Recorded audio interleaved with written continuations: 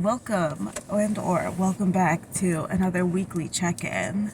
We are now on week 4. I am getting to this a little bit late because after being on vacation, I had the worst airport trip of all time. I'm sure there's someone who suffered more than me, but worst airport trip of my life, and my 3, it was supposed to be 2 airport trips. But we made it. We're here. And we're ready to check in. I am breaking out very badly. It's from the stress. So don't ask questions you don't want to know the answer to. Alright. I made sure to have my journal with me so that I can really remind myself of the headspace that I was in during week 4. Because, let's see, that was the week I was in Costa Rica. And I've already done the reading material and the homework for week 5. So I've got to try to make sure I'm doing the right thing. Reflecting on the right thing. Okay. So the essays for week 4 were largely about this idea of letting go of your current life or current self-definition or the goals that you're currently pursuing if they're things that you don't actually want to do, or you find that you've unburied these dreams or aspirations that you had put to the side and really built your identity around not doing that, or around the idea that that was not good for you, or that's not a real job. And now you're living in the real job and discovering that initial thing that you wanted to do is something that you need to pursue. And part of that is also, there's a section on specifically identifying what is it that you have buried, if that's not something that has come to you yet. Where I am currently in my spiritual journey of life or whatever is I feel aligned with this chapter in that I'm trying to weed out or identify what I want more from life, or what I want my life to be or look like, or what I want to be doing. And even now, I went to update my list of goals for the year, and I'm so close to finishing all of them. And I'm okay, this is great, but that means I need to figure out something else to do.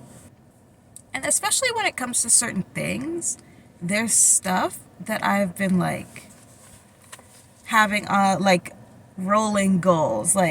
I've been wanting to do this for a while, and it keeps being thrown into the goals. And I feel I need to either be more specific or find a way of rephrasing that goal in a way that it will stick in my brain. So yeah, I was taking this chapter very seriously. Because I was so busy though with the daily activities and stuff like that, and just wanting to get the most out of my vacation, I would read the chapter, then do all the tasks straight in a row. But instead I did one every day or 1 or 2 every day at the end of the day. So they're in between my morning pages, which I actually thought was great, and I'm fine with that being the case.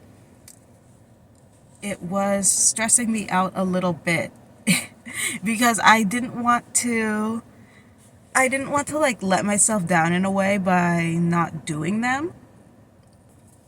So it was on my mind a lot to be okay, I need to do my tasks. I need to do this one. I, at some point, need to get back to this. I've got to focus up and do this either in the morning before I leave, or in the evening after coming back.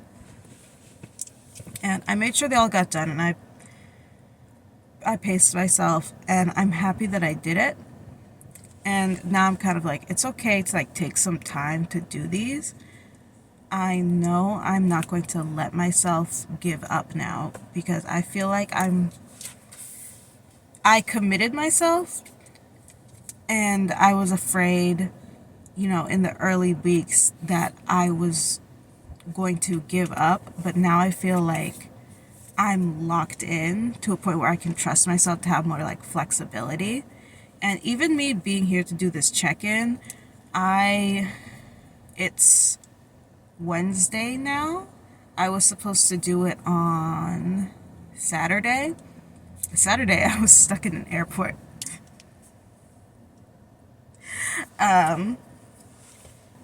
But I'm still here and I'm still doing it. So I have more trust in myself, and I've got to have that trust in myself that I can do these things. These things being like the things I commit myself to doing. So that means I can dream bigger because I can trust myself to follow through. The other thing about week this week is the reading deprivation challenge. Here's the thing with Julia Cameron and this book. This book was written in like the 80s.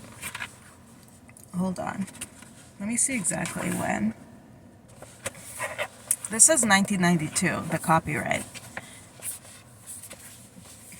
This book is from before social media.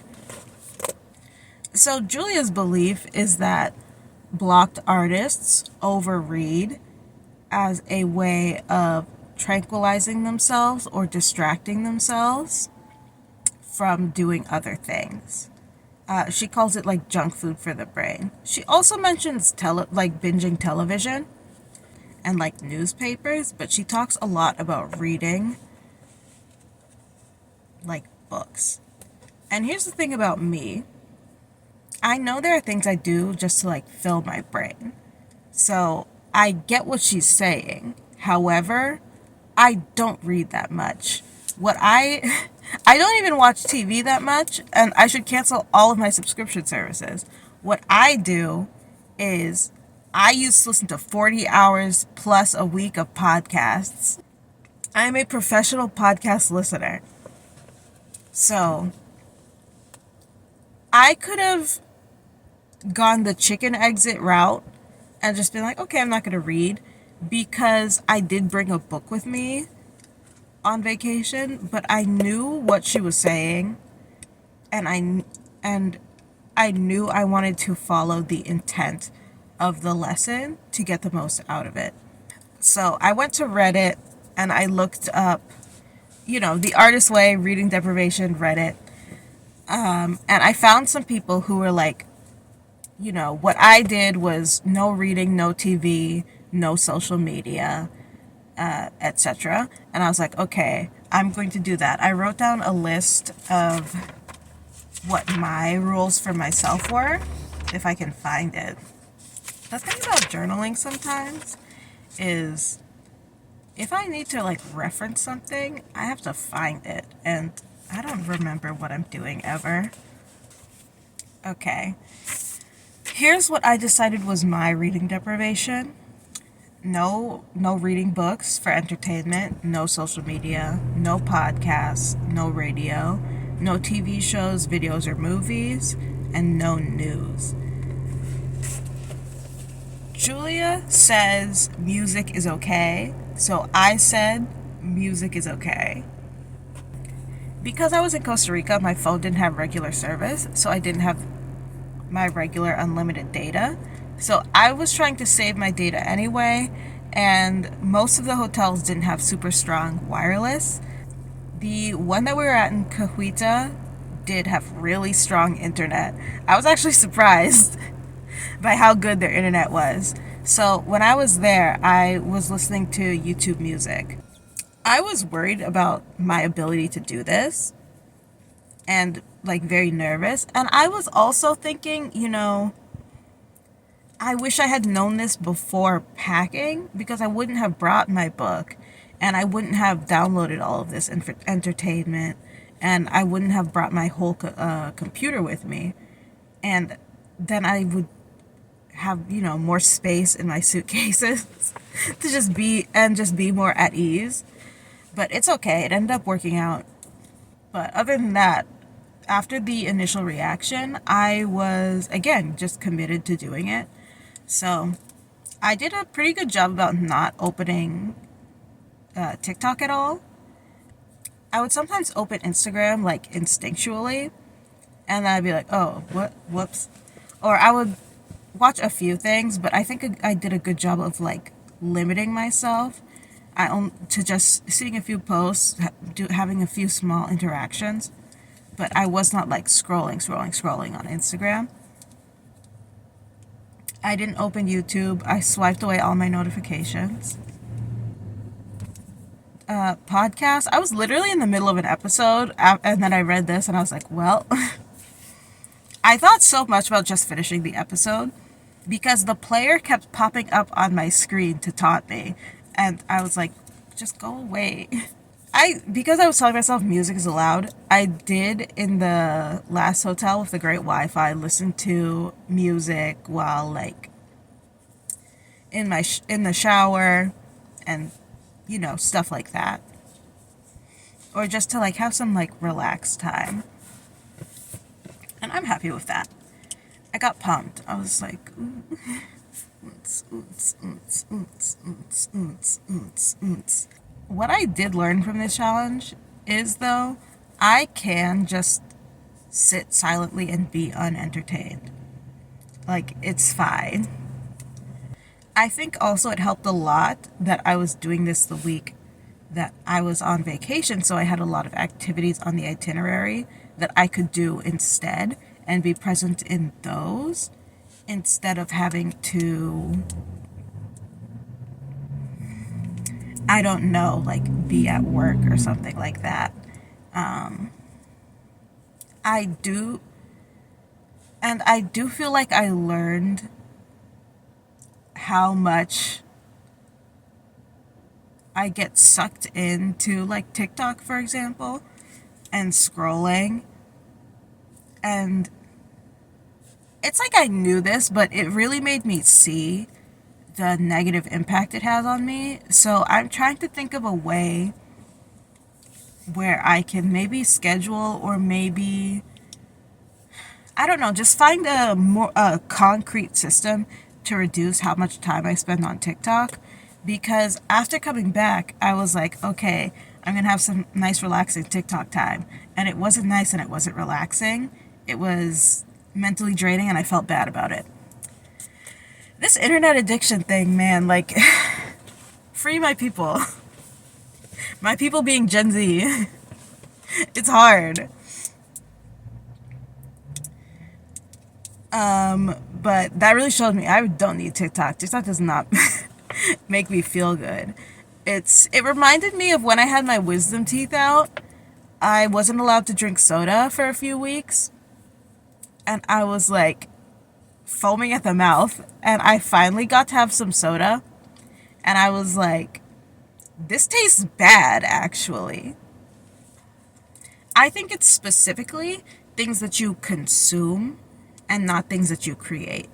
So, like, if you're like, oh, how I entertain myself is with knitting, you don't have to give that up because you're creating something.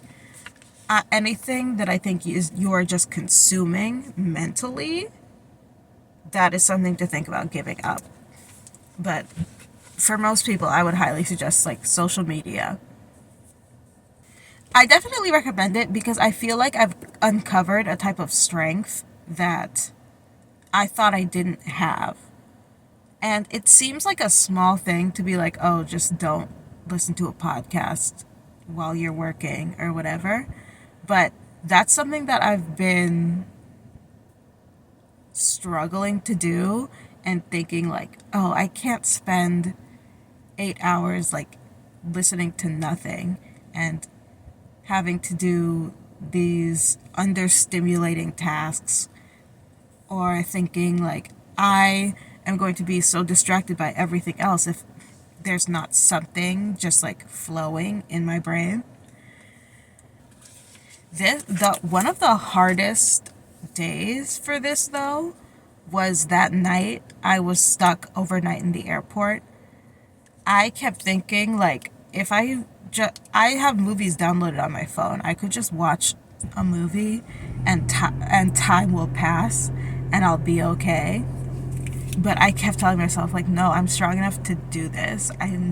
I want to succeed in this challenge. I was taking it seriously. Maybe too seriously, but I wanted to take it seriously. When it comes to the tasks, I really love the tasks this week, at least the ones I chose to do. There is one where you describe your ideal environment, like for me, it was the perfect rooms in the perfect home on the perfect street in the perfect season, just as big as I could go and as small as I could go, specific as I could make it. What is the ideal place I want to be? What does it look like? What does it have in it? What am I doing there? Like, everything. And I spent a good amount of time on this one, and I wrote like 3 pages. And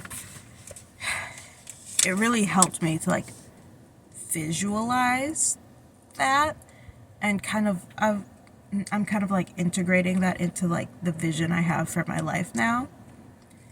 Another one was to describe yourself as at 80 years old and describe specifically the things you did in your life after 50 that brought you pride and joy. And as someone who struggles to imagine my future, these two things in combination, I thought these were very enriching activities for me. And I found them to be very meaningful. And as I was doing specifically that second one, I was really like, okay, I can start to like see the possibilities for what my life could look like, especially because I don't really think I'm going to have a kind of traditional life. I've never had a really traditional life. I haven't had the most untraditional life, but when I talk to people about my life, they're like, oh, this is confusing. So those 2 activities, I feel like so far in all of the tasks I've done with this book, I feel like those were the most meaningful for me. Okay, officially the check-in. Morning pages. I managed to do my morning pages every day this week. I think there were a couple times. No, I think I had my journal every day this week. Oh, there was one time when I was in the airport. I didn't have this journal on me, but I had another notebook in my carry-on bag. It's not that this wasn't on me, it was in my suitcase that was zipped up. And I had a personal item carry-on bag that's like a weekender that's much easier to open and close and access. And I had shoved as much things as I could in my suitcase so that I could get more souvenirs. I wanted to get a bottle of Costa Rican rum from the duty free.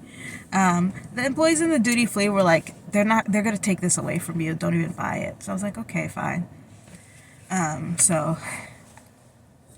extra space is fine. But I had a notebook in that bag, so I wrote my morning pages in that notebook. The hardest for me is maintaining my routine when I don't have work or when I don't have a plan for the day, because then I feel like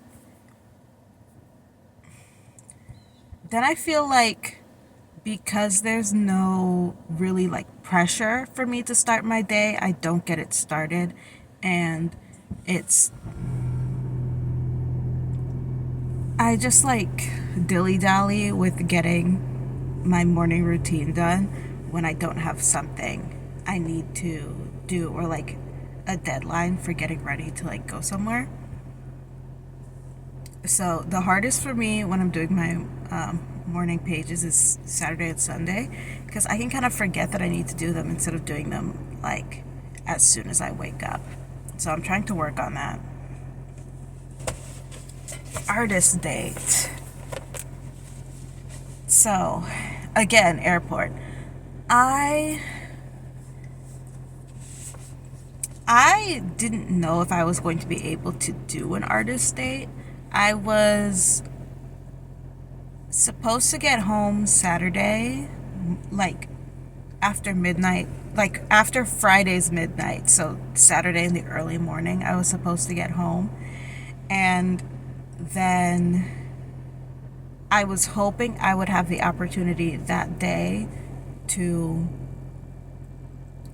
find something to do as an artist date. I was trying to see if I could get a massage appointment somewhere. And I was thinking to myself, if that doesn't work out, then I was going to go and take a walk at the place that I usually go to near my home. And that would be kind of nice because I haven't been at home. So that was my plan, but I was a little bit like, about it. And then because I got trapped in Atlanta and then I was stuck for a day in Charlotte, I decided my Charlotte hotel experience was going to be my extended artist date for the week. And now I really feel how much that experience weighed on me and how much I needed that. I was supposed to have a long weekend after coming home, and I didn't get that, and I really needed it at home to just take care of all the stuff I needed to take care of and still like unwind and get ready for the upcoming week. Now that I'm in the week, I really feel that I missed that and that I needed that. But at the time when I was in Charlotte, I was so happy and so grateful to just not be in Atlanta and to have a bed to sleep in finally and to have a bathtub. I was like, oh my God, this is the best thing. I'm so happy that I was like, this is my artist date. And even in the book, one of the tasks is an extended artist date. Plan a small vacation for yourself. One weekend day. Get ready to execute it. And I thought, there's no way I can plan to do that this week. And I felt like the universe planned it for me and put me in Charlotte so that I could have like an artist date experience.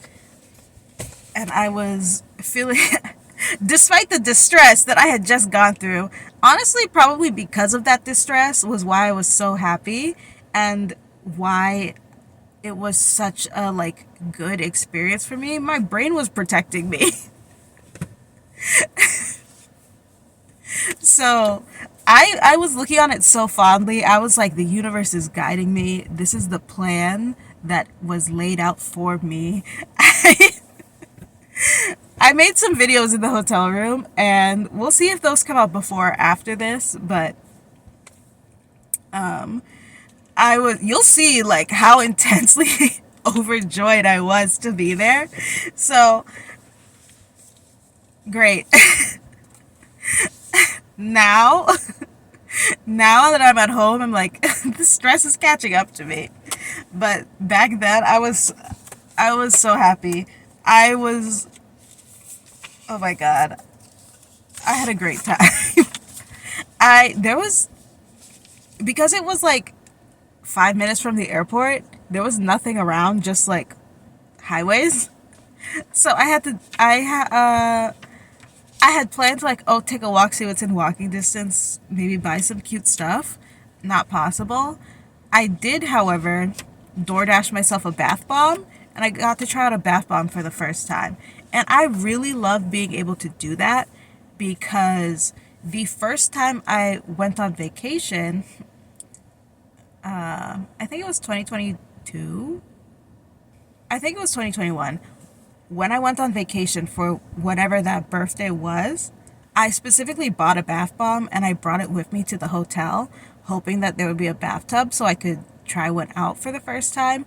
And there was only a shower, and I hadn't been able to like get a bathtub in any place I've stayed since then. And in Charlotte, I opened the bathroom door thinking like, is this like a closet or something? And it was the bathroom. And there was a big bathtub, and I was like, oh my god, I'm so excited I could use a bath bomb. I could have a bath. So I had a nice soak, and it was really like relaxing, and the bath bomb was quite mesmerizing. So I got like really put in like a soothing place, and it put me right to bed. I had a great night, great time. For synchronicities, like I said previously, in the moment I felt like that was a synchronicity for me, and that I had very specifically been put in that place to experience those specific feelings. Somewhere in one of my journals, I wrote down that like I felt that experience taught me the feeling of joy, because I had been, of course, happy and content throughout the whole week. But there's this thing I do when I'm supposedly having fun, where I'm like, is this fun? Is this supposed to feel like this? Am I supposed to feel more than this? Like, I kind of like get in my head about it. After the hell that I was put through, I felt the excitement and the giddiness that I felt filled my body so much and so completely. There was no room for those kind of thoughts. There was like I keep talking about it like I was so like high, because that's how it felt to me. It was like there was there was no way for me to get into my head, because it was like I had no control of this emotion. It was such a surge, and so like overwhelming, that I wasn't in the driver's seat of it at all. So I feel like that was something to learn from. I don't know. I took that and I put it in storage in the back. That's for later. And any other significant things? I think being on the trip, being with all the other group members, I it was such an environment of meditation and reflection, and I was thinking a lot about how my manifestations had come to fruition, because I earlier that week I had looked at my vision board from this January, and I was like, "Oh, this is exactly what I did and where I am." The other thing I really felt a sense of like belonging, and even though I was kind of like doubting my journey, I could feel that there were big shifts happening, or that there are big shifts happening right now in my life, and like where I'm going. I can tell I'm moving forward, even though I can't really tell where I'm headed towards, and that's something that's scary for me. But I kind of have faith. So that was pretty good.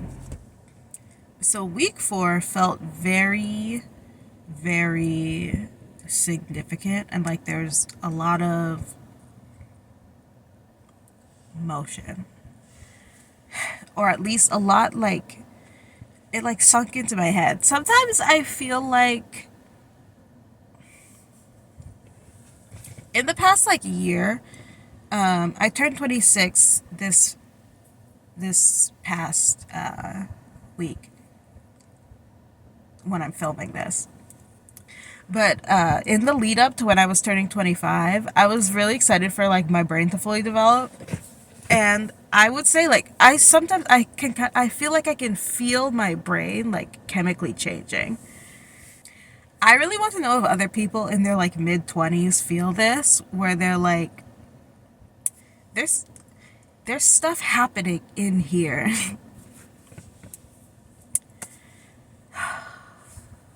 Man, it's I wonder if the like agony that comes with being post grad is a part of that like chemical change,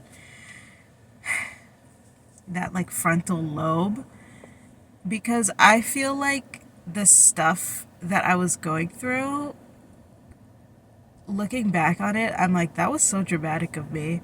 But it's almost like, when a caterpillar goes into the cocoon to turn into a butterfly, they like first dissolve into like liquid and then they like reconstitute into the butterfly. I feel like that was what my brain was doing. So hopefully I'm coming out of the cocoon soon because it's hard. It's hard being goo. All right, bye. See you next week for another check-in. Like the video if you like the video. Subscribe if you want to come on the journey with me. And comment in the comments if you have anything to say about anything I said. Bye.